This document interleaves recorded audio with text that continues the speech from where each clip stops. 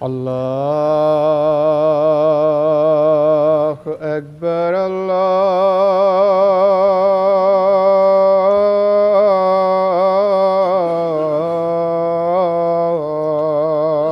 الله أكبر الله أكبر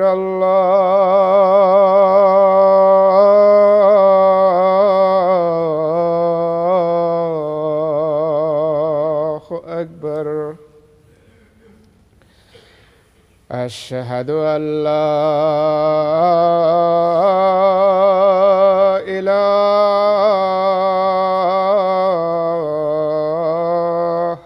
إلا الله. أشهد أن لا إله إلا الله. أشهد أن محمدًا رسول الله.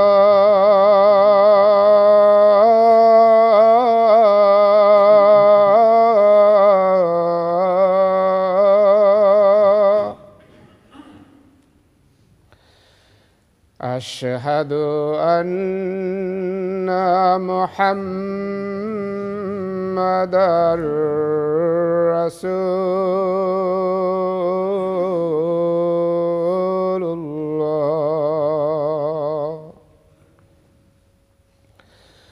حي على الصلاة.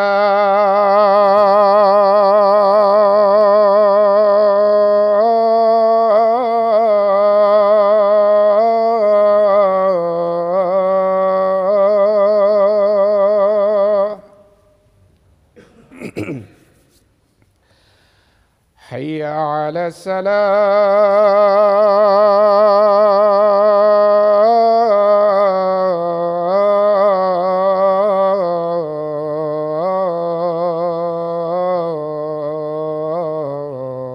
الصلاة. حي على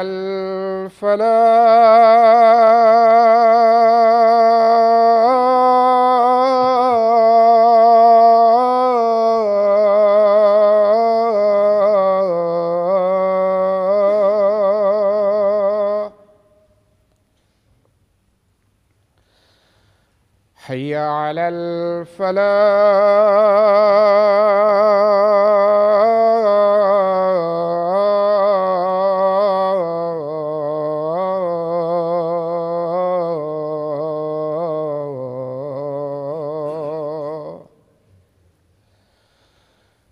الله أكبر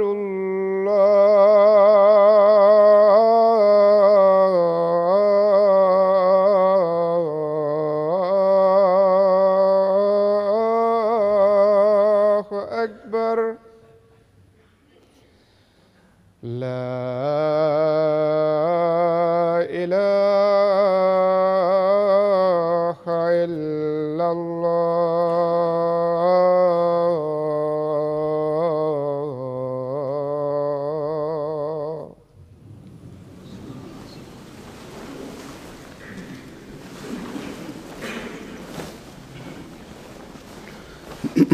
السلام عليكم ورحمة الله.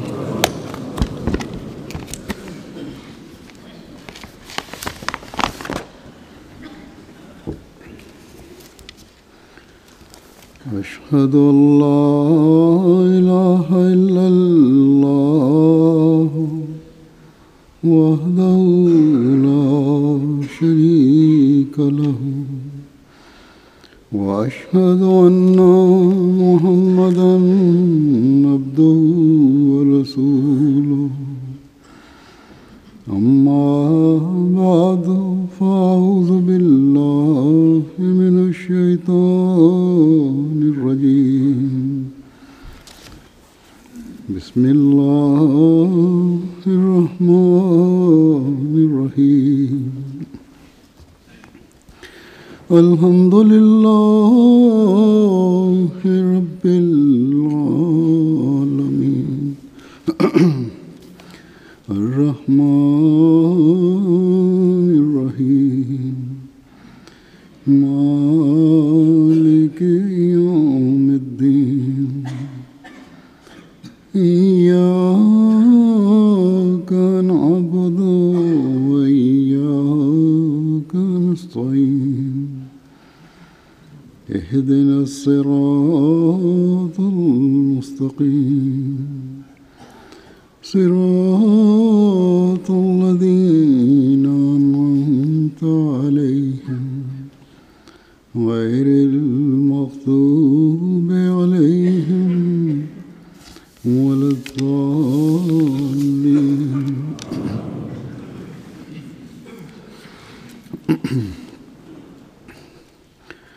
گزشتہ جمعے میں نے بتایا تھا کہ پنجاب حکومت نے جماعت کے پاس جرائد اور کتب پر پابندی لگائی ہے کہ ان کی اشاعت نہیں ہو سکتی یا ڈسپلے وغیرہ نہیں ہو سکتا، اور اس بات کی وہاں کے بعض اخبارات نے خبریں بھی دیں۔ آج کل فون پر ہی تصویری عکس، میسیجز اور مختلف قسم کے جو طریقے ہیں پیغام بھیجنے کے، ان کے ذریعے سے منٹوں میں خبریں دنیا میں گردش کر جاتی ہیں۔ مجھے بھی لوگ خط لکھتے ہیں سن کے، دیکھ کے، فیکس وغیرہ کے ذریعے سے پریشانی کا اظہار کرتے ہیں۔ ہمیں یہ یاد رکھنا چاہیے کہ یہ باتیں کوئی نئی چیز نہیں ہے۔ جماعت احمدیہ کی تاریخ میں ان نام نہاد علماء کے کہنے پر اسی طرح کی حرکتیں پہلے بھی ہوتی رہی ہیں اور ہوتی رہتی ہیں، اور ابتدا سے ہی جب سے کہ جماعت احمدیہ قائم ہے اس قسم کی حرکتیں یہ لوگ کرتے چلے آ رہے ہیں اور کرتے رہیں گے۔ ان حرکتوں سے نہ پہلے کبھی جماعت کو نقصان پہنچا اور نہ انشاءاللہ تعالی آئندہ کبھی پہنچے گا، نہ ہی یہ پہنچا سکتے ہیں، نہ ہی کسی ماں نے وہ بچہ جنایا جو حضرت مسیح موعود علیہ السلام کے خدائی مشن کو ان باتوں سے روک سکے۔ ان علماء، نام نہاد علماء، اور ان کی طرف دیکھنے والی حکومتوں کو احمدیت کی ترقی دیکھ کر حسد کے اظہار کا کوئی بہانہ چاہیے۔ اس حسد میں یہ اتنے اندھے ہیں کہ عقل پر ان کے بالکل پردے پڑ جاتے ہیں۔ بظاہر پڑھے لکھے لوگ جاہلوں سے بڑھ کر اپنی حالتوں کا اظہار کر رہے ہوتے ہیں۔ کبھی انہوں نے یہ جاننے کی کوشش ہی نہیں کی کہ یہ دیکھیں کہ اسلام کی حقیقی تعلیم اور آن حضرت صلی اللہ علیہ وسلم کی شان اور مقام کو حضرت مسیح موعود علیہ السلام نے کس طرح بیان فرمایا، اور جماعت احمدیہ کے لٹریچر میں یہ سب کچھ کس خوبصورتی سے پیش کیا جاتا ہے۔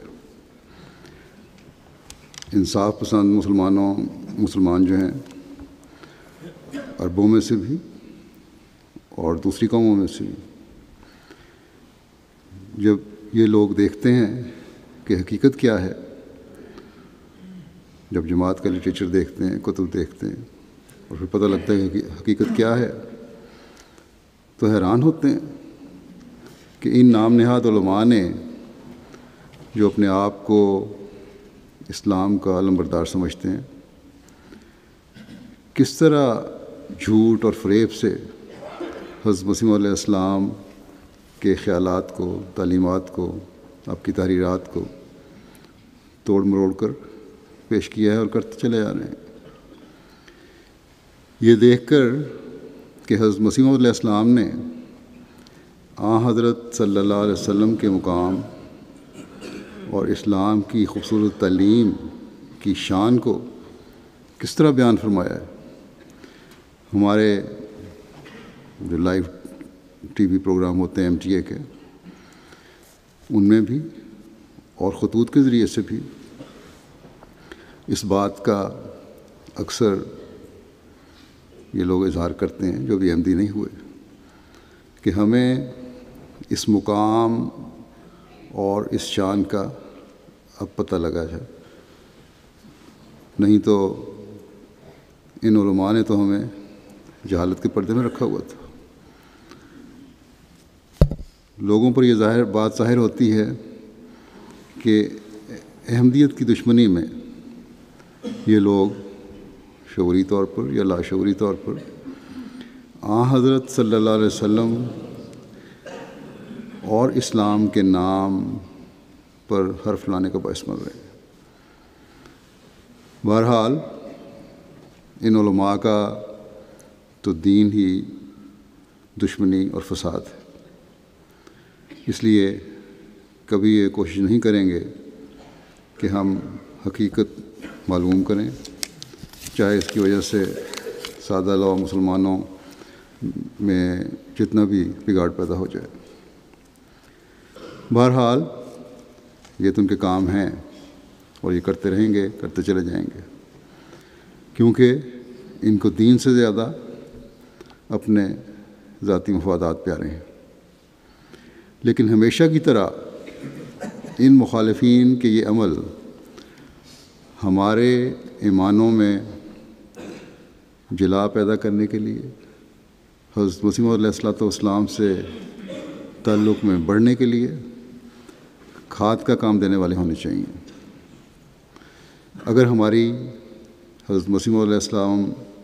کی کتب پڑھنے کی طرف توجہ کم تھی تو اب زیادہ توجہ پیدا ہونی چاہیے۔ ایک پنجاب کی حکومت کی روک سے تو کیا تمام دنیا کی حکومتوں کی روکوں سے بھی یہ کام نہیں رک سکتے، کیونکہ یہ انسانی کوششوں سے کیے جانے والے کام نہیں، یہ خدا تعالیٰ کے کام ہیں۔ اس نے حضرت مسیح موعود علیہ السلام کو علم و معرفت کے خزانوں کے ساتھ بھیجا ہے اور کامیابی کا وعدہ فرمایا۔ ہمیشہ ہم نے یہی دیکھا ہے کہ بڑی بڑی روکوں اور مخالفتوں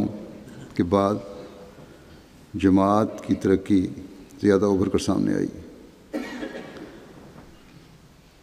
اپنے ہی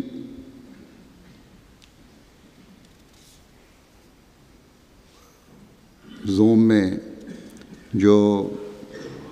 ہمارے خلاف یہ قدم اٹھایا گیا ہے، یہ تو ایک معمولی سی روک ہے۔ ہمیں تو جتنا دبایا جائے اتنا ہی اللہ تعالیٰ اپنے فضلوں کو بڑھاتا ہے۔ انشاءاللہ تعالیٰ اب بھی بہتر ہوگا، اس لیے کوئی فکر کی بات نہیں ہے۔ اس لیے زیادہ فکر اور پریشانی کی ضرورت نہیں کہ حضرت مسیح موعود علیہ السلام کی کتب اب تو دنیا کے اور ممالک میں بھی چھپ رہی ہیں، ویب سائٹ پر بھی میسر ہیں، آڈیو بھی بعض کتب میسر ہیں، اور باقی بھی انشاءاللہ تعالیٰ جلدی مہیا کرنے کی کوشش کی جائے گی۔ ایک زمانہ تھا جب یہ فکر تھی کہ اشاعت اور پابندی سے نقصان ہو سکتا ہے۔ اب تو اللہ تعالیٰ کے فضل سے یہ علم اور معرفت کے خزانے جو ہیں یہ فضاؤں میں پھیلے ہوئے ہیں، جو ایک بٹن دبانے سے ہمارے سامنے آ جاتے ہیں۔ ہمارا کام یہ ہے کہ ہم حضرت مسیح موعود علیہ السلام کے علم کلام اور کتب سے زیادہ فائدہ اٹھانے کی کوشش کریں۔ MTA پر بھی میں نے اب سوچا کہ انشاءاللہ تعالیٰ حضرت مسیح علیہ السلام کی کتب کا درس پہلے سے زیادہ وقت بڑھا کر دیا جائے گا، اور اس طرح پاکستان کے ایک صوبے کے قانون کی وجہ سے دنیا میں پھیلے ہوئے احمدیوں کا فائدہ ہو جائے گا۔ ہر جو روک ہوتی ہے، مخالفت ہوتی ہے، ہمیں فائدہ پہنچاتی ہے، نئے راستوں اور ذرائع کی طرف توجہ پیدا ہوتی ہے، اور پھر یہ بھی ہوگا انشاءاللہ تعالیٰ کہ اس سے نہ صرف اصل زبان میں کتابیں چھپیں گی یا درس ہوں گے، بلکہ بہت ساری قوموں کی مقامی زبانوں میں بھی یہ مواد میسر آ جائے گا۔ بس جن کے دلوں میں کسی بھی قسم کی پریشانی ہے، کیونکہ لوگ لکھتے ہیں اس لیے مجھے کہنا پڑ رہا ہے، وہ سب دلوں سے نکال دیں۔ ہمارے لٹریچر کے خلاف یہ جو ساری کارروائی کی گئی ہے، اس سے ایک بات بہرحال واضح ہے، اور یہ بڑی ابھر کے سامنے آ گئی ہے، پہلے بھی آتی ہے ہمیشہ، کہ یہ لوگ جو دعویٰ کرتے ہیں کہ ہم عشق رسول صلی اللہ علیہ وسلم میں بہت بڑے ہوئے ہیں اور اسلامی تعلیمات کے یہ بہت بڑے علم بردار ہیں، اور اس وجہ سے یہ ہماری مخالفت کرتے ہیں، انہوں نے کبھی انصاف کی نظر سے جماعت کے لٹریچر کو نہ کبھی پڑھا ہے، نہ کرنے کی کوشش کی ہے۔ ویسے تو عموماً ہماری طرف سے ان کے دعوے کی حقیقت اور ان کا اصل چہرہ ان کو دکھایا جاتا رہتا ہے، لیکن میں نے سوچا کہ آج بھی میں حضرت مسیح علیہ السلام کی تحریرات کے حوالے سے، جن میں ہمارے مخالفین کے خیال میں نعوذ باللہ اسلام اور آن حضرت صلی اللہ علیہ وسلم کے مقام کے خلاف باتیں کی گئی ہیں، شان کے خلاف باتیں کی گئی ہیں، تعلیمات کے خلاف باتیں کی گئی ہیں، یا ان میں نفرت اور دل آزاری کا مواد ہے، اس میں سے چند وہ حوالے پیش کروں۔ سارے مضامین تو بڑے وسیع ہیں۔ جو حضرت مسیح علیہ السلام نے آن حضرت صلی اللہ علیہ وسلم کی شان اور مقام کے ہمیں دکھائے ہیں، حیرت ہوتی ہے کہ آن حضرت صلی اللہ علیہ وسلم سے محبت کا دعویٰ کرنے والا کوئی شخص ان کو سننے اور پڑھنے سے اپنے کان اور آنکھیں بند کر سکتا ہے۔ بہرحال ان نام نہاد علماء سے ہمیں کوئی غرض نہیں، لیکن ایسے وہ ہزاروں لوگ جو ہماری باتیں MTA کے ذریعے سے سنتے ہیں، ان کے دلوں کو مزید کھولنے کے لیے اور احمدیوں کے دل و دماغ میں مزید جلا پیدا کرنے کے لیے، اس کا صحیح ادراک پیدا کرنے کے لیے میں کچھ حوالے پیش کروں گا۔ پہلا مثلا حمد الہی اور آن حضرت صلی اللہ علیہ وسلم پر درود کا جو پیارا انداز حضرت مسیح علیہ السلام نے فرمایا ہے۔ ایک جگہ فرماتے ہیں کہ الہی تیرا ہزار ہزار شکر کہ تو نے ہم کو اپنی پہچان کا آپ راہ بتایا اور اپنی پاک کتابوں کو نازل کر کے فکر اور عقل کی غلطیوں اور خطاؤں سے بچایا، اور درود اور سلام حضرت سید الرسل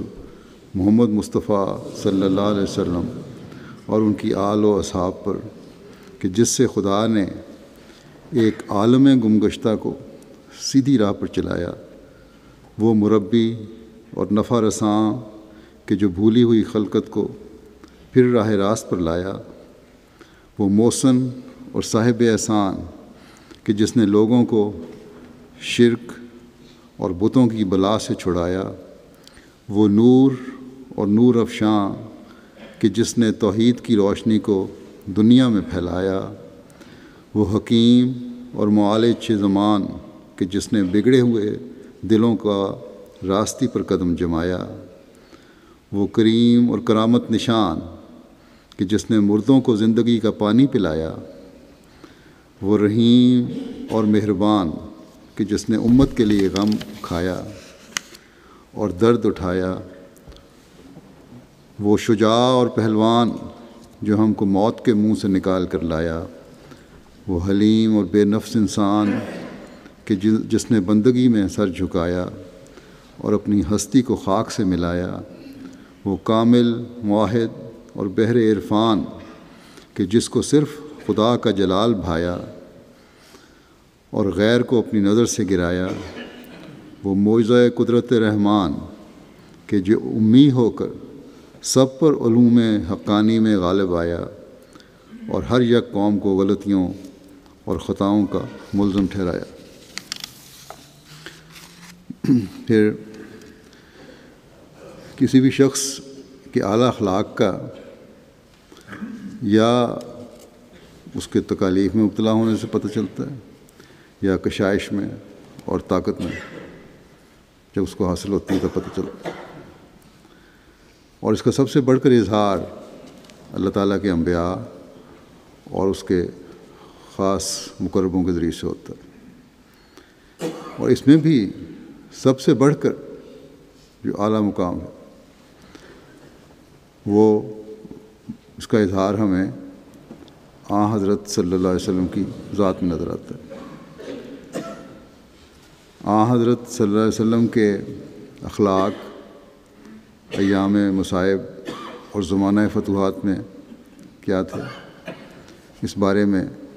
حضرت مسیح علیہ السلام فرماتے ہیں کہ انبیاء اور اولیاء کا وجود اس لیے ہوتا ہے کہ تا لوگ جمیع اخلاق میں ان کی پیروی کریں، اور جن امور پر خدا نے ان کو استقامت بخشی ہے اس سے زیادہ استقامت پر سب حق کے طالب قدم ماریں، یعنی اس پر چلنے کی کوشش کریں۔ اور یہ بات نہایت بدیہی ہے، صاف ظاہر ہے کہ اخلاق فاضلہ کسی انسان کے اس وقت بپایا ثبوت پہنچتے ہیں کہ جب اپنے وقت پر ظہور پذیر ہوں۔ ہر اخلاق کا ایک وقت ہوتا ہے، جب اپنے وقت پر ظاہر ہوں تو وہیں پتہ لگتا ہے کہ وہ ثابت ہو رہے ہیں، اور اسی وقت دلوں پر ان کی تاثیریں بھی ہوتی ہیں۔ مثلاً وہ معتبر اور قابل تعریف ہے کہ جو قدرت انتقام کے وقت میں ہو، جب انتقام لینے کی طاقت ہو کسی میں، اس وقت معاف کرنا یہی قابل تعریف ہے۔ اور پرہیزگاری وہ قابل اعتبار ہے کہ جو نفس پروری کی قدرت موجود ہوتے ہوئے پھر پرہیزگاری قائم رہے۔ غرض خدا تعالیٰ کا ارادہ انبیاء اور اولیاء کی نسبت یہ ہوتا ہے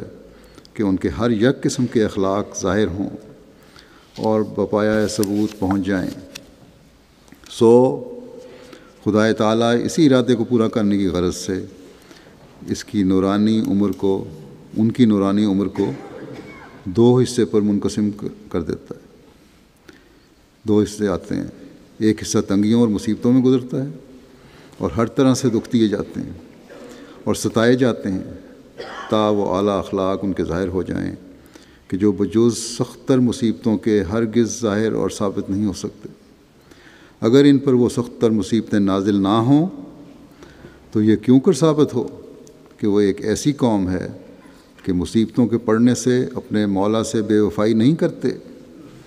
بلکہ اور بھی آگے قدم بڑھاتے ہیں، اور خداوند کریم کا شکر کرتے ہیں کہ اس نے سب کو چھوڑ کر انہی پر نظر عنایت کی اور انہی کو اس لائق سمجھا کہ اس کے لیے اور اس کی راہ میں ستائے جائیں۔ خدا تعالیٰ ان پر مصیبتیں نازل کرتا ہے، ان کا صبر، ان کا صدق قدم، ان کی مردی، ان کی استقامت، ان کی وفاداری، ان کی فتوت شعاری یعنی جوان مردی لوگوں پر ظاہر کر کے الاستقامت و فوق الکرامہ کا مصداق ان کو ٹھہراوے، کیونکہ کامل صبر بجز کامل مصیبتوں کے ظاہر نہیں ہو سکتا، اور اعلیٰ درجے کی استقامت اور ثابت قدمی بجز اعلیٰ درجے کے زلزلے کے معلوم نہیں ہو سکتی، اور یہ مصائب حقیقت میں انبیاء اور اولیاء کے لیے روحانی نعمت ہیں جن سے دنیا میں ان کے اخلاق فاضلہ جن میں وہ بے مثل اور مانند ہیں ظاہر ہوتے ہیں، اور آخرت میں ان کے درجات کی ترقی ہوتی ہے۔ اگر خدا ان پر یہ مصیبتیں نازل نہ کرتا تو یہ نعمتیں بھی ان کو حاصل نہ ہوتیں، اور نہ عوام پر ان کے شمائل حسنہ کما حقہ کھلتے، بلکہ دوسرے لوگوں کی طرح اور ان کے مساوی ٹھہرتے، پھر تو ایک جیسے ہو جاتے سارے۔ اور گو اپنی چند روزہ عمر کو کیسے ہی عشرت اور راحت میں بسر کرتے، پر آخر ایک دن اس دار فانی سے گزر جاتے، اور اس صورت میں نہ وہ عیش اور عشرت ان کی باقی رہتی، نہ آخرت کے درجات عالیہ حاصل ہوتے، نہ دنیا میں ان کی وہ فتوت اور جوان مردی اور وفاداری اور شجاعت شہرائے آفاق ہوتی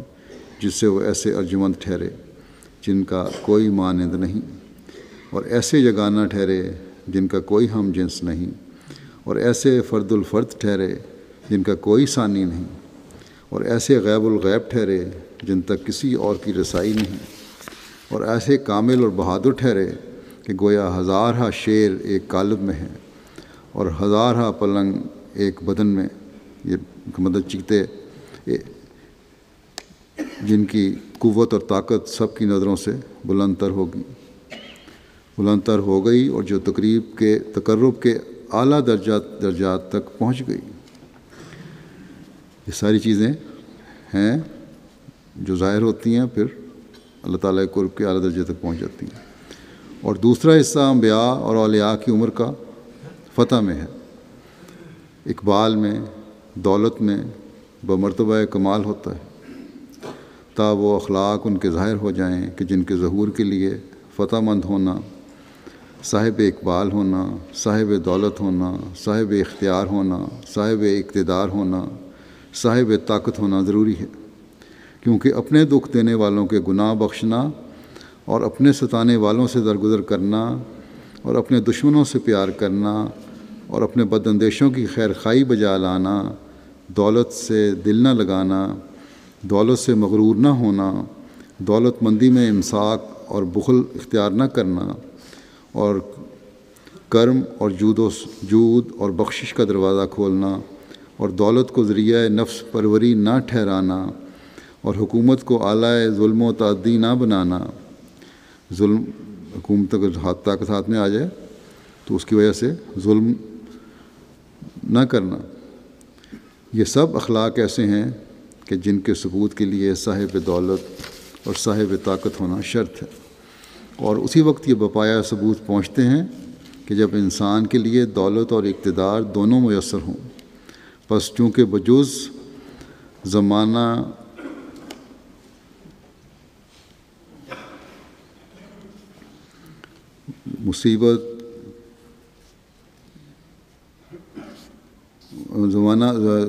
زمانہ مصیبت و اعتبار و زمانہ دولت و اقتدار، کمزوری اور مصیبت کا زمانہ اور دولت و اقتدار کا زمانہ، یہ دونوں قسم کے اخلاق ظاہر نہیں ہو سکتے۔ یعنی اگر یہ چیزیں ایسے اخلاق جو ہیں کمزوری کی حالت میں بھی اور فتح کی حالت میں اسی وقت ظاہر ہوتے ہیں جب انسان مصیبت کا زمانہ بھی دیکھے اور دولت اور اقتدار کا زمانہ بھی دیکھے۔ پھر فرمایا کہ اس لیے حکمت کاملہ ایزدی نے تقاضا کیا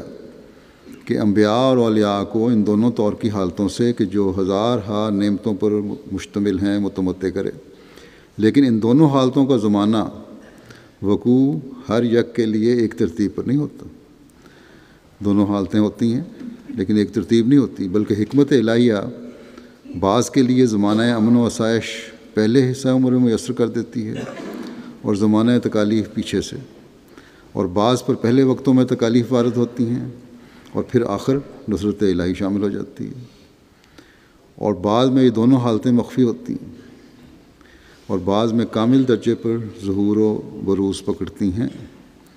ظاہر ہو جاتی ہیں انتہائی طور پر۔ اور فرمایا کہ اس بارے میں سب سے اول قدم حضرت خاتم الرسل محمد مصطفیٰ صلی اللہ علیہ وسلم کا ہے، کیونکہ حضرت صلی اللہ علیہ وسلم پر کمال وضاحت سے یہ دونوں حالتیں وارد ہو گئیں، یعنی تنگی کے حالات بھی ہوئے اور فتح و نصرت کے حالات بھی ہوئے، اور ایسی ترتیب سے آئیں کہ جس سے تمام اخلاق فاضلہ حضرت صلی اللہ علیہ وسلم مثل آفتاب کے روشن ہو گئے، اور مضمون انکا لعلی خلق عظیم کا یہ پایہ ثبوت پہنچ گیا، اور حضرت صلی اللہ علیہ وسلم کے اخلاق کا دونوں طور پر اعلیٰ وجہ الکمال ثابت ہونا تمام انبیاء کے اخلاق کو ثابت کرتا ہے۔ آپ کے اخلاق کا کمال تک پہنچنا صرف آپ کے اخلاق کو نہیں بلکہ تمام انبیاء کے اخلاق کو ثابت کرتا ہے۔ کس طرح؟ فرمایا کیونکہ جناب نے ان کی نبوت اور ان کی کتابوں کو تصدیق کیا، ان کی تصدیق کی اور ان کا مقرب اللہ ہونا ظاہر کر دیا۔ بس اس تحقیق سے یہ اعتراض بھی بالکل دور ہو گیا کہ جو مسیح کے اخلاق کی نسبت دلوں میں گزر سکتا ہے، یعنی یہ کہ اخلاق حضرت مسیح علیہ السلام دونوں قسم مذکورہ بالا پر اعلیٰ وجہ الکمال ثابت نہیں ہو سکتے، بلکہ ایک قسم کی روح سے بھی ثابت نہیں ہیں، کیونکہ مسیح نے جو زمانہ مصیبتوں میں صبر کیا تو کمالیت اور صحت اس صبر کی تب بپایہ صداقت پہنچ سکتی تھی کہ جب مسیح اپنے تکلیف دہندوں پر اقتدار اور غلبہ پا کر اپنے موذیوں کے گناہ دلی صفائی سے بخش دیتا، جنہوں نے آپ کو تکلیفیں پہنچائی تھیں ان کے گناہ دلی صفائی سے بخش دیتا، جیسا کہ حضرت خاتم الانبیاء صلی اللہ علیہ وسلم نے مکے والوں اور دوسرے لوگوں پر بکلی فتح پا کر اور ان کو اپنی تلوار کے نیچے دیکھ کر پھر ان کا گناہ بخش دیا، اور صرف انہیں چند لوگوں کو سزا دی جن کو سزا دینے کے لیے حضرت احدیت کی طرف سے اللہ تعالیٰ کی طرف سے قطعی حکم وارد ہو چکا تھا، اور بجز ان ازلی ملعونوں کے ہر یک دشمن کا گناہ بخش دیا، اور فتح پا کر سب کو لا تثریب علیکم الیوم کہا، اور اسے عفو تقصیر کی وجہ سے کہ جو مخالفوں کی نظر میں ایک امر محال ہوتا تھا، اس عفو تقصیر کی وجہ سے کہ جو مخالفوں کی نظر میں ایک امر محال ہوتا تھا اور اپنی شرارتوں پر نظر کرنے سے وہ اپنے تئیں اپنے مخالفوں کے ہاتھوں میں دیکھ کر مقتول خیال کرتے تھے، یعنی ایسا عفو دکھایا جو مخالفوں کو اپنے گناہوں کی وجہ سے اپنی غلطیوں کی وجہ سے لگتا تھا کہ بہت مشکل ہے، ہمیں معاف نہیں کیا جائے گا۔ جب وہ اپنی شرارتوں کو دیکھتے تھے تو سمجھتے تھے کہ اب ہماری سزا صرف یہی ہے کہ ہمیں قتل کیا جائے گا، لیکن حضرت صلی اللہ علیہ وسلم نے ان کو معاف کر دیا۔ فرماتے ہیں کہ ہزاروں انسانوں نے ایک ساتھ میں دین اسلام قبول کر لیا اسی وجہ سے، اور حقانی صبر حضرت صلی اللہ علیہ وسلم کا کہ جو ایک زمانہ دراز تک جناب نے ان کی سخت ایذاؤں پر کیا تھا، آفتاب کی طرح ان کے سامنے روشن ہو گیا۔ ایسا صبر تھا جو روشن ہو گیا، آفتاب کی طرح ان کے سامنے روشن ہو گیا، اور چونکہ فطرتاً یہ بات انسان کی عادت میں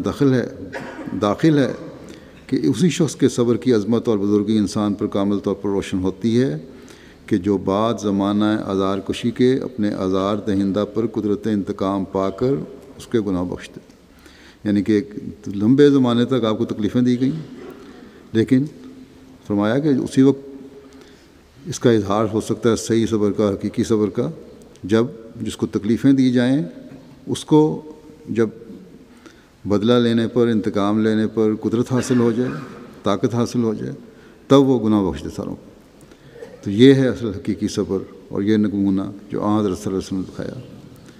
فرمایا کہ اس وجہ سے مسیح کے اخلاق کو جو صبر اور حلم اور برداشت کے متعلق تھے بخوبی ثابت نہ ہوئے، اور یہ امر اچھی طرح نہ کھلا کہ مسیح کا صبر اور حلم اختیاری تھا یا اضطراری تھا، کہ مسیح نے اقتدار اور طاقت کا زمانہ نہیں پایا تا دیکھا جاتا کہ اس نے اپنے موذیوں کے گناہ کو عفو کیا یا انتقام لیا۔ برخلاف اخلاق حضرت صلی اللہ علیہ وسلم کے وہ صدہا مواقع میں اچھی طرح کھل گئے اور امتحان کیے گئے، اور ان کی صداقت آفتاب کی طرح روشن ہو گئی، اور جو اخلاق، کرم اور جود اور سخاوت اور اثار اور فتوت اور شجاعت اور ظہر اور قناعت اور اعراض عن دنیا سے بے رغبتی کے متعلق تھے، وہ بھی حضرت صلی اللہ علیہ وسلم کی ذات مبارک میں ایسے روشن اور تاباں اور درخشاں ہوئے کہ مسیح کیا بلکہ دنیا میں حضرت صلی اللہ علیہ وسلم سے پہلے کوئی بھی ایسا نبی نہیں گزرا جس کے اخلاق ایسی وضاحت تامہ سے روشن ہو گئے ہوں، کیونکہ خدائے تعالیٰ نے بے شمار خزائن کے دروازے حضرت صلی اللہ علیہ وسلم پر کھول دیے، سو جناب نے ان سب کو خدا کی راہ میں خرچ کیا اور کسی نوع کی تن پروری میں ایک حبہ بھی خرچ نہ ہوا، اپنے آرام پر ایک پائی بھی خرچ نہیں کی، نہ کوئی عمارت بنائی، نہ کوئی بارگاہ تیار ہوئی، بلکہ ایک چھوٹے سے کچے کوٹھے میں جس کو غریب لوگوں کے کوٹھوں پر کچھ بھی ترجیح نہ تھی، اپنی ساری عمر بسر کی، بدی کرنے والوں سے نیکی کر کے دکھلائی، اور وہ جو دل آزار تھے ان کو ان کی مصیبت کے وقت اپنے مال سے خوشی پہنچائی، سونے کے لیے اکثر زمین پر بستر اور رہنے کے لیے ایک چھوٹا سا جھونپڑا اور کھانے کے لیے نانے جو یا فاقہ اختیار کیا، دنیا کی دولتیں بکثرت ان کو دی گئیں، پر حضرت صلی اللہ علیہ وسلم نے اپنے پاک ہاتھوں کو دنیا سے ذرا آلودہ نہ کیا، اور ہمیشہ فقر کو تونگری پر اور مسکینی کو امیری پر اختیار رکھا، اور اس دن سے جو ظہور فرمایا تا اس دن تک جو اپنے رفیق اعلیٰ سے جا ملے، بجز یعنی کہ ابتدائی زندگی سے لے کے آخر تک وصال تک بجز اپنے مولا کریم کے کسی کو کچھ چیز نہ سمجھا، اور ہزاروں دشمنوں کے مقابلے پر معرکہ جنگ میں کہ جہاں قتل کیا جانا یقینی امر تھا، سخت مشکل جگہ ہوتی تھی، خالصتاً خدا کے لیے کھڑے ہو کر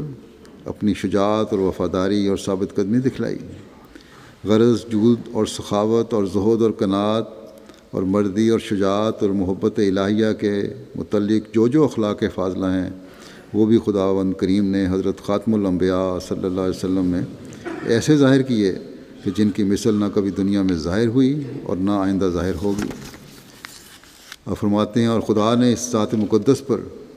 انہی معنوں کر کے وحی اور رسالت کو ختم کیا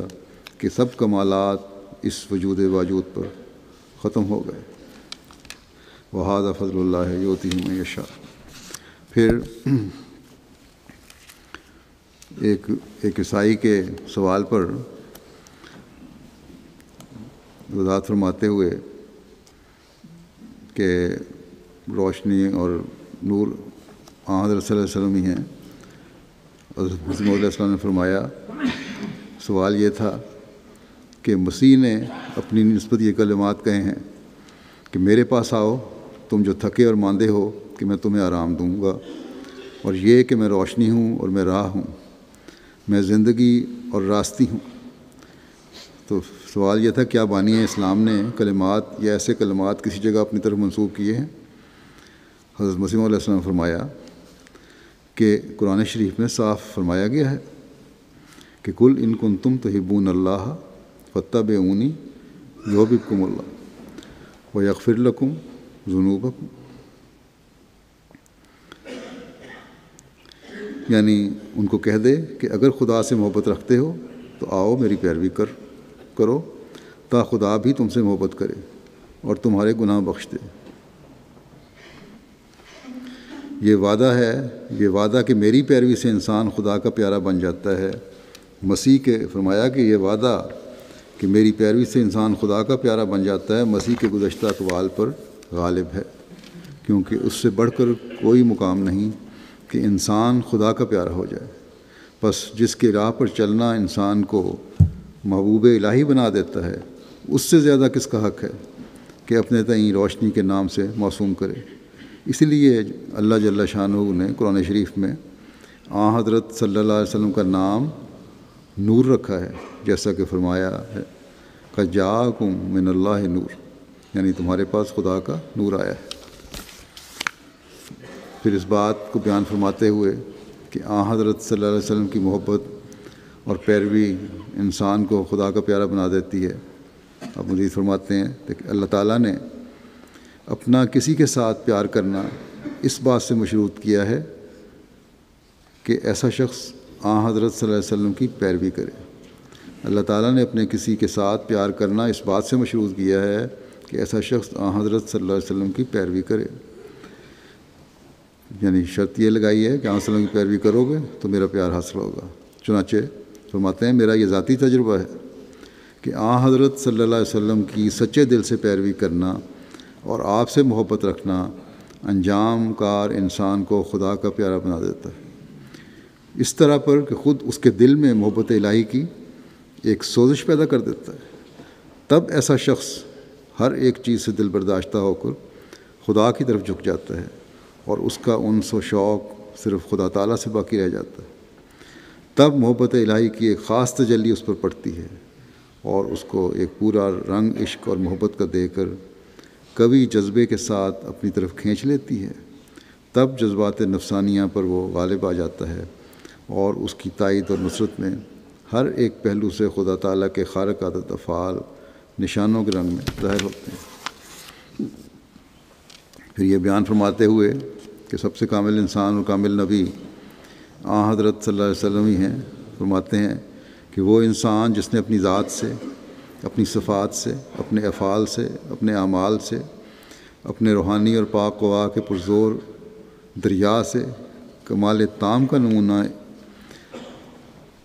علماً و عملاً و صدقاً و ثباتاً دکھلایا اور انسان کامل کہلایا۔ وہ انسان جو سب سے زیادہ کامل اور انسان کامل تھا اور کامل نبی تھا اور کامل برکتوں کے ساتھ آیا، جس سے روحانی باعث اور حشر کی وجہ سے دنیا کی پہلی قیامت ظاہر ہوئی اور ایک عالم کا عالم مرا ہوا اس کے آنے سے زندہ ہو گیا۔ وہ مبارک نبی حضرت خاتم الانبیاء، امام الاصفیاء، ختم المرسلین، فخر النبیین جناب محمد مصطفیٰ صلی اللہ علیہ وسلم ہیں۔ اے پیارے خدا، اس پیارے نبی پر وہ رحمت اور درود بھیج جو ابتدائے دنیا سے تو نے کسی پر نہ بھیجا ہو۔ اگر یہ عظیم الشان نبی دنیا میں نہ آتا تو پھر جس قدر چھوٹے چھوٹے نبی دنیا میں آئے، جیسا کہ یونس اور ایوب اور مسیح بن مریم اور ملاکی اور یحییٰ اور زکریا وغیرہ وغیرہ، ان کی سچائی پر ہمارے پاس کوئی دلیل نہیں تھی، اگرچہ سب مقرب اور وجیح اور خدا تعالیٰ کے پیارے تھے۔ یہ اس نبی کا احسان ہے کہ یہ لوگ بھی دنیا میں سچے سمجھے گئے۔ اللہم صلی وسلم وبارک علیہ وآلہ وصحبہ اجمعین۔ پھر حضرت صلی اللہ علیہ وسلم کے بعض احسانات کا ذکر کرتے ہوئے فرماتے ہیں کہ اس نے ہمارے لیے ایک ایسا رسول صلی اللہ علیہ وسلم بھیجا جو کریم ہے، تمام امور خیر میں صاحب کمال ہے، کمالات کے تمام انواع میں ہر رنگ میں سب کو لے جانے والا ہے، تمام رسولوں اور نبیوں کا خاتم ہے، القرآ میں آنے والا موعود نبی جو سچ مچ محمد صلی اللہ علیہ وسلم ہے، کیونکہ اس کے فیض یابوں کی زبانیں ہر وقت اس کی ستائش سے تر رہتی ہیں، اور وہ اس روح سے بھی کامل ستائش کا مستحق ہے کہ اس نے امت کی خاطر انتہائی مشقت و محنت اپنے اوپر لی اور دین کی عمارت کو بلند کیا، اور اس لیے بھی کہ وہ ہمارے لیے ایک روشن اور تاباں کتاب لایا، اور اس لیے بھی کہ اسے اپنے خداوند رب العالمین کے پیغاموں کے پہنچانے میں ہمارے لیے طرح طرح کے ایذاؤں کا نشانہ بننا پڑا، پھر اس لیے بھی کہ جو کچھ پہلی کتابوں میں ناتمام اور ناقص رہا تھا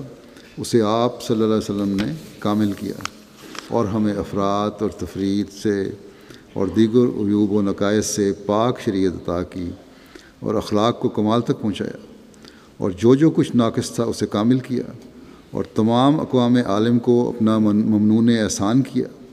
اور چوٹی کے فصیح و بلیغ بیانوں اور نہایت روشن وحی کے ذریعے سے رشد کی راہیں بتائیں، اور مخلوق کو گمراہی سے بچایا، اور اپنے نمونے کے ذریعے سے کنارہ کش بنایا، اور بہائم و انعام کو گویا کر دیا، یعنی ایسے لوگ جو جانور کی طرح رہنے والے تھے، ان پڑھ جاہل تھے اور جٹ تھے، ان کو بھی زبانیں دیں، ان کی زبانوں کو شائستہ کر دیا، ان کے اخلاق کو بلند کیا، اور ان میں ہدایت کی روح پھونک دی، اور تمام مرسلین کے وارث بنا دیا، اور انہیں ایسا پاک و صاف کیا کہ وہ اللہ تعالیٰ کی رضا میں فنا ہو گئے، اور اللہ تعالیٰ کے لیے انہوں نے پانی کی طرح اپنے خون بہا دیے، اور کامل اطاعت کے ساتھ اپنے آپ کو بکلی اللہ تعالیٰ کے سپرد کر دیا۔ پھر دوسری طرف آپ نے اچھوتے اور مخفی در مخفی لطائف و معارف اور نادر نکات کی تعلیم دے کر ہمارے جیسے آپ کے دسترخوان کا پسخوردہ کھانے والوں کو حقیقی فضیلت کے مقام پر پہنچا دیا، اخلاق میں بھی اعلیٰ کر دیا، علم و معرفت میں بھی اعلیٰ کر دیا، اور آپ کی رہنمائی کے طفیل حق تعالیٰ تک پہنچنے کی راہیں ہم نے اپنی آنکھوں سے دیکھ لی، روحانیت میں بھی اوپر لے گئے، اور ہم فلک بریں پر جا پہنچے بعد اس کے کہ ہم زمین میں دھنس چکے تھے۔ بس اے اللہ، روز جزا تک اور عبدالآباد تک آپ صلی اللہ علیہ وسلم پر درود اور سلام بھیج، نیز آپ صلی اللہ علیہ وسلم کی آل پاک طاہرین طیبین پر اور آپ کے صحابہ کرام پر، جو آپ صلی اللہ علیہ وسلم کے ناصر بھی بنے اور منصور بھی، جو اللہ تعالیٰ کی چیدہ اور برگزیدہ جماعت ہے، جنہوں نے اپنی جانوں اور اپنی عزتوں اور آبروؤں اور اپنے اموال اور اولاد پر اللہ تعالیٰ کو مقدم کیا، رضی اللہ عنہم اجمعین۔ پھر حضرت صلی اللہ علیہ وسلم کے منصب ختم نبوت کی برکات کا ذکر فرماتے ہوئے فرماتے ہیں، ہم ایمان رکھتے ہیں کہ ہمارے آقا محمد صلی اللہ علیہ وسلم اللہ تعالیٰ کے نبی اور رسول ہیں، اور آپ صلی اللہ علیہ وسلم کا دین تمام ادیان سے بہتر ہے، اور ہم اس بات پر ایمان رکھتے ہیں کہ حضرت صلی اللہ علیہ وسلم خاتم الانبیاء ہیں۔ آپ کے بعد وہی نبی آ سکتا ہے جس کی تربیت آپ کے فیضان سے ہوئی ہو اور آپ کی پیشگوئی کے ماتحت آیا ہو، اور کوئی نبی نہیں آ سکتا۔ اور ختم نبوت سے مراد نبوت کے کمالات کا ہمارے نبی افضل الرسل والانبیاء پر ختم ہونا ہے، اور ہم اعتقاد رکھتے ہیں کہ آپ کے بعد وہی نبی آ سکتا ہے جو آپ کی امت میں سے اور آپ کے کامل تر پیراؤں میں سے ہو، جس نے تمام کا تمام فیضان آپ ہی کی روحانیت سے پایا ہو اور آپ ہی کے نور سے منور ہوا ہو، اور کوئی نبی نہیں آ سکتا۔ اور یہی بات حق ہے جو حضرت صلی اللہ علیہ وسلم کی برکات پر گواہ ہے، اور لوگوں کو آپ کا حسن آپ کے سچے پیراؤں کے لباس میں جو کامل محبت اور اخلاص کے ساتھ آپ میں فنا ہو دکھلاتی ہے، اور اس کے خلاف بحث کرنا جہالت ہے، بلکہ یہ تو خدا تعالیٰ کی طرف سے حضرت صلی اللہ علیہ وسلم کے ابتر نہ ہونے کا ثبوت ہے، اور اہل تدبیر کے لیے اس کی تفصیل کی کچھ ضرورت نہیں، کیونکہ حضرت صلی اللہ علیہ وسلم جسمانی لحاظ سے تو کسی مرد کے باپ نہیں تھے، لیکن آپ روحانیت کی روح سے کمال یافتہ شخص پر اپنے فیضان رسالت کے لحاظ سے باپ ہیں، اور آپ تمام انبیاء کے خاتم اور تمام مقبولوں کے سردار ہیں، اور سوائے اس شخص کے جس کے پاس آپ کی مہر کا نقش ہو اور آپ کی سنت کا پیرو ہو، کوئی شخص خدا تعالیٰ کی درگاہ میں کبھی رسائی نہیں پا سکتا، اور کوئی عمل اور کوئی عبادت آپ کی رسالت کے اقرار اور آپ کے دین اور آپ کی ملت پر پختگی کے ساتھ قائم ہوئے بغیر قبول نہیں ہو سکتی۔ اور جس نے آپ کو چھوڑا اور اپنی طاقت اور مقدور بھر آپ کی تمام سنن کی پیروی نہ کی، وہ ہلاک ہوا، اور آپ کے بعد کوئی نئی شریعت نہیں آ سکتی، اور کوئی چیز آپ کی کتاب اور آپ کے احکام کو منسوخ کرنے والی یا آپ کی پاک باتوں کو تبدیل کرنے والی نہیں ہو سکتی، اور کوئی بارش آپ کی بارش جیسی نہیں ہو سکتی۔ اور جو شخص قرآن کی پیروی سے ایک ذرہ بھر باہر نکلا، وہ دائرہ ایمان سے نکل گیا، اور کوئی شخص کامیاب نہیں ہو سکتا اور نجات نہیں پا سکتا جب تک وہ ان تمام باتوں کی پیروی نہ کرے جو ہمارے برگزیدہ نبی صلی اللہ علیہ وسلم سے ثابت ہے۔ اور جو شخص آپ کے حکام میں سے ایک ذرہ بھر بھی چھوڑتا ہے، وہ تباہی کے گڑھے میں گرتا ہے۔ اور جو شخص اس امت میں سے کہلا کر بھی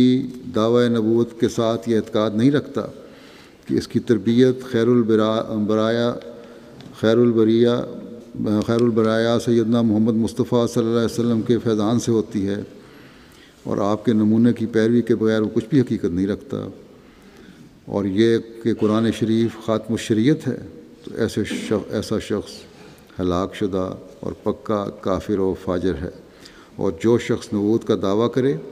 اور یہ عقیدہ نہ رکھتا ہو کہ وہ آپ کی امت میں سے ہے، اور جو کچھ اس نے پایا ہے آپ کے فیضان سے پایا ہے، اور یہ کہ وہ آپ کے باغ کا ایک پھل، آپ کی بارش کا ایک قطرہ،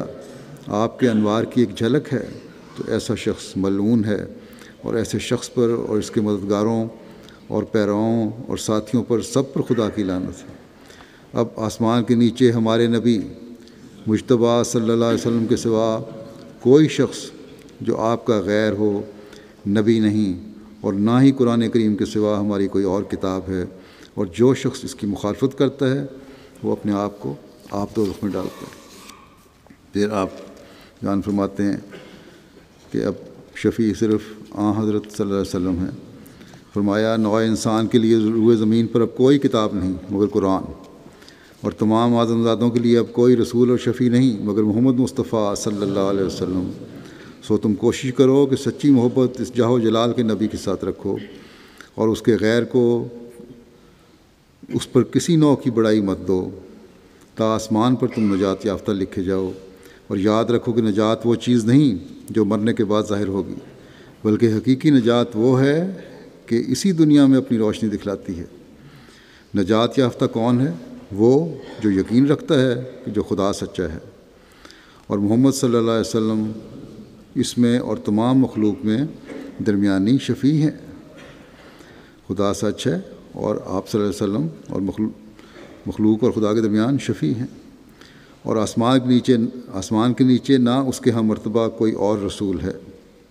اور نہ قرآن کے ہم مرتبہ کوئی اور کتاب ہے، اور کسی کے لیے خدا نے نہ چاہا کہ وہ ہمیشہ زندہ رہے، مگر یہ برگزیدہ نبی ہمیشہ کے لیے زندہ ہے۔ موسیٰ نے وہ متاع پائی جس کو قرون اولیٰ کھو چکے تھے، اور حضرت محمد مصطفیٰ صلی اللہ علیہ وسلم نے وہ متاع پائی جس کو موسیٰ کا سلسلہ کھو چکا تھا۔ اب محمدی سلسلہ موسوی سلسلے کے قائم مقام ہے، مگر شان میں ہزارہا درجے بڑھ کر، مسیل موسیٰ سے بڑھ کر،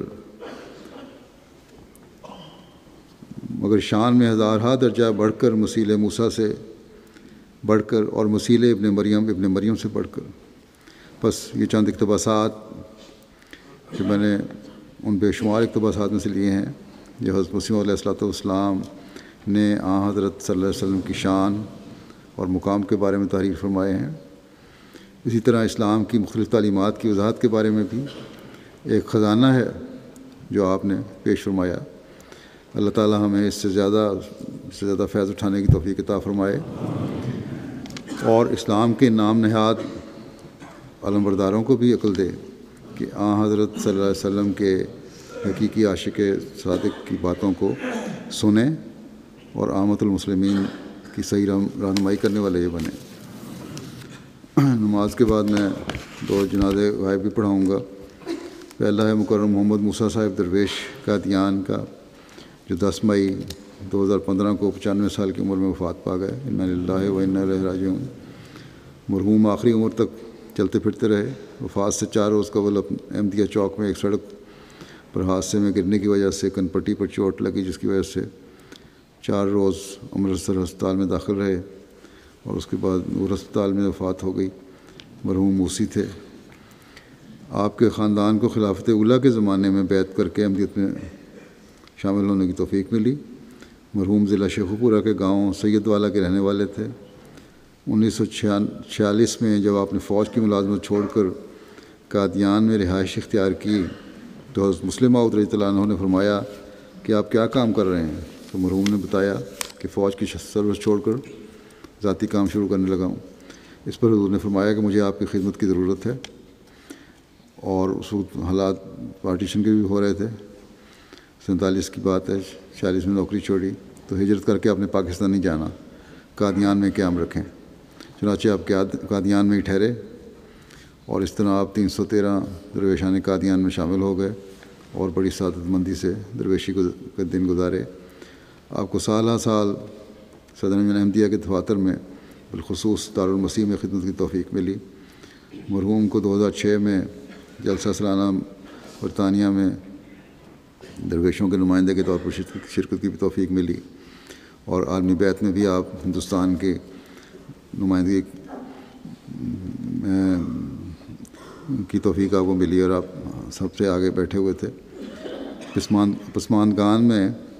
2 بیٹیاں اور 3 بیٹے یادگار چھوڑ رہے ہیں۔ آپ کے بیٹے کرم لطیف صاحب سلسلے کی خدمت سے ریٹائر ہوئے ہیں۔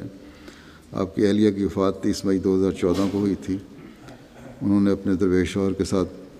دیتے ہوئے بڑی درویشانہ زندگی بڑے صبر کے ساتھ بسر کی۔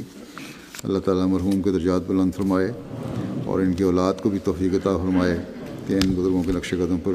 چلتے رہیں۔ دوسرا جنازہ ہے صاحب سید احمد الرفیق صاحبہ، جو حضرت سید میر محمد اسماعیل صاحب رضی اللہ عنہ کی بیٹی تھیں۔ 6 مئی 2015 کو 80 سال کی عمر میں وفات پا گئیں، انا للہ و انا الیہ راجعون۔ حضرت میر محمد اسماعیل صاحب نے 2 شادیاں کی تھیں، پہلی شادی سے اولاد نہیں تھی، دوسری شادی مکرمہ حضرت امت لطیف بیگم صاحبہ سے 1917 میں کی ہوئی، اور ان سے پھر اللہ تعالیٰ نے آپ کو 7 بیٹیاں اور 3 بیٹے عطا فرمائے۔ صاحبزادی امت الرفیق کا نمبر 8واں تھا۔ بڑی علمی شخصیت تھیں، خاموش طبیعت تھی۔ ان کے بیٹے حمید اللہ نصرت پاشا ڈاکٹر ہیں فضل عمر ہسپتال میں۔ وہ لکھتے ہیں کہ میرے والد حضرت اللہ پاشا صاحب نے 1953 میں امریکہ میں تعلیم حاصل کرنے کے دوران احمدیت قبول کی تھی۔ 1960 میں حضرت مرزا بشیر احمد صاحب رضی اللہ عنہ نے میرے والد صاحب کو میری والدہ سے رشتے کے متعلق تجویز دیتے ہوئے فرمایا کہ ہمارے 2 ماموں تھے۔ بڑے ماموں بہت بڑے صوفی تھے، یعنی حضرت ڈاکٹر میر محمد اسماعیل صاحب جو حضرت اماں جان کے بھائی تھے، اور چھوٹے ماموں بہت بڑے عالم تھے، یعنی حضرت میر اسحاق صاحب۔ تو میاں بشیر نے فرمایا کہ آپ کے لیے اپنے بڑے ماموں کی صاحبزادی امت الرفیق کا رشتہ تجویز کرتا ہوں۔ تو ان کے والد نے کہا حضرت مرزا بشیر صاحب سے کہ میرے رشتہ دار سارے غیر احمدی ہیں، تو میں رشتہ کس طرح کروں، بات کس طرح کروں؟ تو آپ نے فرمایا کہ آپ کے سرپرست کے طور پر میں رشتے کی بات کرتا ہوں۔ چنانچہ 5 نومبر 1961 کو آپ کا نکاح ہوا اور اسی روز رخصتی ہو گئی، اور سیدہ مریم صدیقہ صاحبہ نے ان کو سنایا ڈاکٹر نصرت پاشا کو کہ تمہاری امی کی شادی جب ہوئی اس وقت مسلم موت بیمار تھے۔ حضرت مرزا بشیر احمد صاحب نے دعا کرائی، شادی کی اور نمائندگی میں شامل ہوئے۔ اس کے بعد حضرت مسلم موت کو جب ملنے آئے اور جب مل کے نکلنے لگے تو حضرت مسلم موت نے پیغام دیا کہ حضرت اللہ پاشا جن سے ان کی شادی ہوئی تھی امت الرفیق صاحبہ کی، ان کو کہہ دو۔ حضرت مسلم موت نے فرمایا کہ آپ کو میں نے اپنی بیٹی دی ہے۔ ان کے بچے حمید اللہ نصرت پاشا صاحب جیسا کہ میں نے کہا واقف زندگی ہیں، فضل عمر ہسپتال میں ڈینٹل سرجن ہیں۔ دوسرے بیٹے خضر پاشا دبئی میں ہیں، اور بیٹی ان کی ایک فرحانہ پاشا ڈاکٹر غلام محمد فاروق صاحب واقف زندگی کی اہلیہ ہیں، یہ بھی روا میں کمپیوٹر سیکشن میں کام کرتے ہیں فاروق صاحب۔ امت الرفیق صاحبہ کو ایک لمبا عرصہ نائب صدر لجنہ کراچی کے طور پر خدمت کی توفیق ملی، اور باوجود گھٹنوں کی تکلیف کے آپ ہر جگہ پہنچتی، دفاتر اونچی منزل میں تھے وہاں جاتی ہیں، اس کی وجہ سے آپ کو تکلیف زیادہ بڑھ گئی، لیکن بہرحال اپنے فرائض نہیں چھوڑے انہوں نے۔ بڑی غریب پرور تھیں اور غیر معمولی مدد کیا کرتی تھیں غریبوں کی، اور اخفاء میں رکھتی تھیں۔ خلافت سے قیادت کا تعلق اس حد تک تھا کہ کوئی بات آپ برداشت نہیں کر سکتی تھیں۔ 1974 میں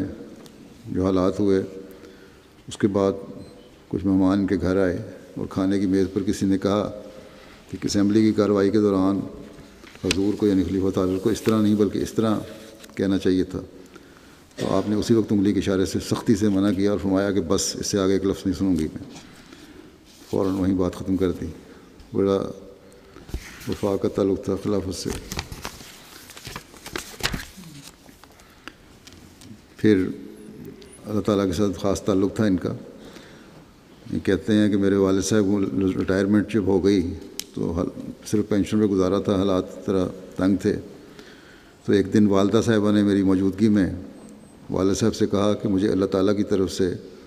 یعنی امت الرفیق صاحبہ نے کہا کہ مجھے اللہ تعالیٰ کی طرف سے واللہ خیر الرازقین کی بشارت ہوئی ہے۔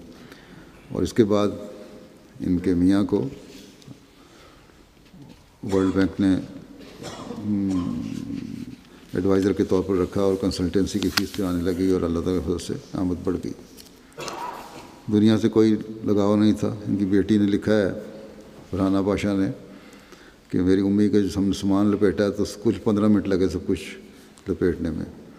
اور ایک خوبی جو ان کی یہ تھی کہ ان کا سارا سسرال غیر احمدی تھا۔ حضرت مسلم موعود نے ان کو نصیحت کی تھی کہ غیر احمدی رشتہ داروں کا ہمیشہ خیال رکھنا، اور کہتی ہیں کہ امی نے اس نصیحت پر خوب عمل کیا اور ساری زندگی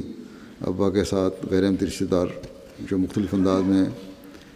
सिर्फ रिश्तेदार ही नहीं थे बल्कि मुखालफत का भी इज़हार करते थे। सारी ज़िंदगी उनका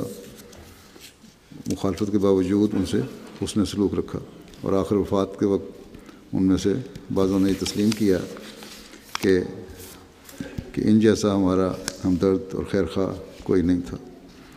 अल्लाह ताला मरहूमा के दर्जान को बुलंद फरमाए और इनकी औलाद को भी नेकियों पर कायम रहने की तौफीक अता फरमाए।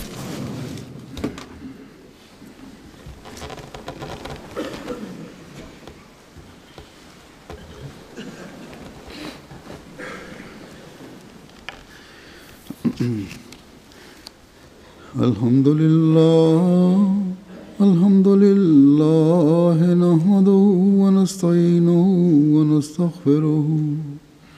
व नुमिनु बिही व नतवक्कलु अलैहि व नऊज़ु बिल्लाहि मिन शुरूरि अनफुसिना व मिन सय्यिआति अअमालिना। मन यहदिहिल्लाहु फला मुदिल्ल लहु व मन युद्लिल्हु फला हादिय लहु व नशहदु अन ला